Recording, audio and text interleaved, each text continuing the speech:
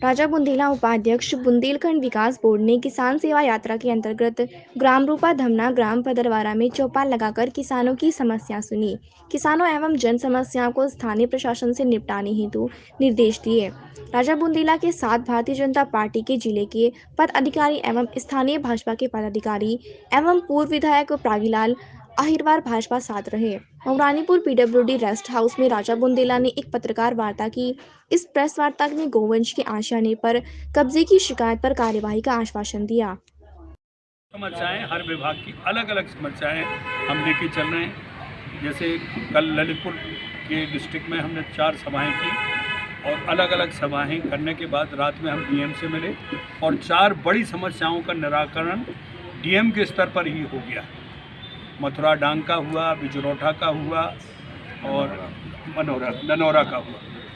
तो हम ये करते हैं कि समस्याएं लिखित में लेते हैं और जो समस्याएं यहाँ होती हैं संभवतः समीक्षा बैठक में तो उनको पूरी करते हैं, अदरवाइज़ उनको हम लखनऊ ले जाते हैं और फिर डाकिया की बजाय फिर हम वकील की भूमिका निभाते हैं, आप लोगों के लिए बात करते हैं। ये कोशिश इसलिए की गई बुंदेलखंड विकास बोर्ड के ज़रिए क्योंकि बहुत जगहों पर सांसद और विधायक मंत्री नहीं पहुँच पा रहे हैं। जनता को ये थोड़ी सी शिकायत है कि उन तक लोग पहुँच नहीं रहे हैं। तो बुंदेलखंड विकास बोर्ड की स्थापना इस उद्देश्य से की गई है कि हम जनता के पास जाएं, जनता से सुने और विशुद्ध, इसमें कोई राजनीति नहीं है। किसी भी पार्टी के आदमी को अगर समस्या है, किसी भी धर्म, किसी भी मज़हब के आदमी को समस्या है, हमारी कोशिश है उस आदमी तक पहुंच के उसकी समस्या का निवारण करना।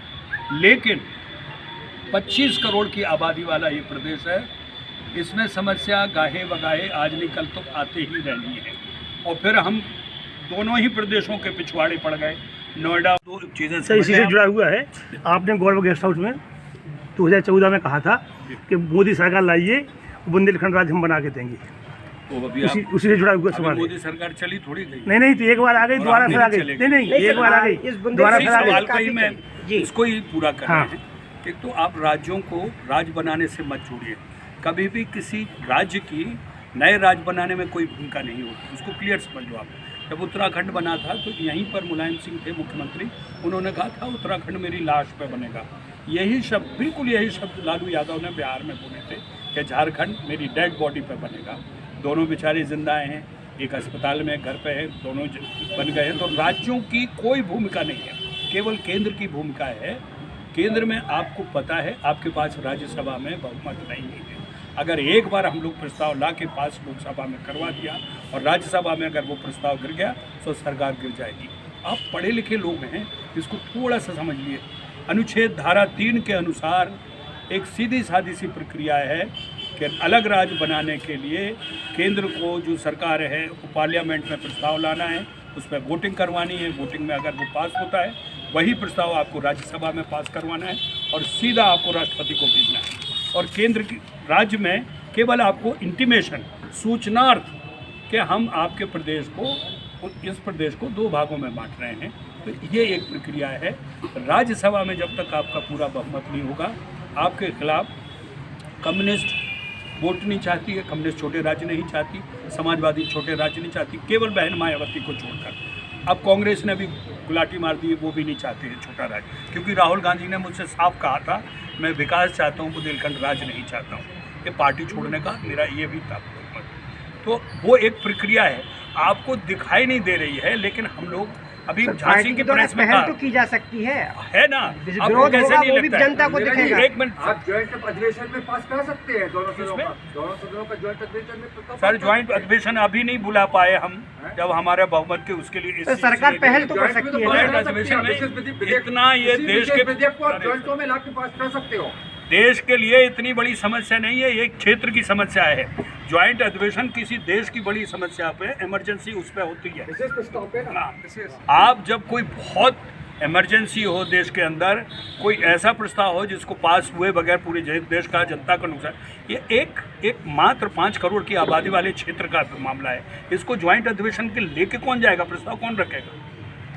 अब ये बात तो आपको उनसे करना चाहिए, अनुराग शर्मा जी से, बिहारी लाल आर्ट से करना चाहिए। सुनिए, जो मेरे तहत है, मैं जनता का प्रतिनिधि नहीं हूँ। वहाँ जनता के प्रतिनिधियों की आवाज़ उठाई जाती है और सुनी जाती है। मैं तो ये मान न मान मैं तेरा मेहमान बेगानी शादी में अब्दुल्ला दीवाना की तरह घूमता रहता हूँ।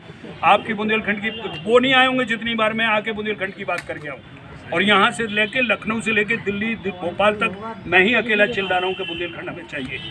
ये बातें जो आप कानून की कर रहे हैं ना, ये उनसे करिए जिनको ये उनको लाना चाहिए। मैं पार्लियामेंट में मैं कैसे लेके आ सकता हूँ?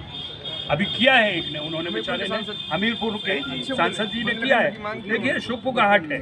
आप अगर लिखते रहेंगे, आप अगर चर्चा करते रहेंगे तो यहाँ का LIU रिपोर्ट करेगा कि साहब मौरानीपुर में बुंदेलखंड के लिए बहुत जोर शोर चर्चा हो रही है, हर आदमी चर्चा करता है। ये शुभकाहट 4 केंद्रीय प्रतिनिधियों से नहीं होगा और 4 मेहरोत्रा और 4 बुंदेला से नहीं होगा। इसको जब तक आप जनता की आवाज़ नहीं बनाएंगे।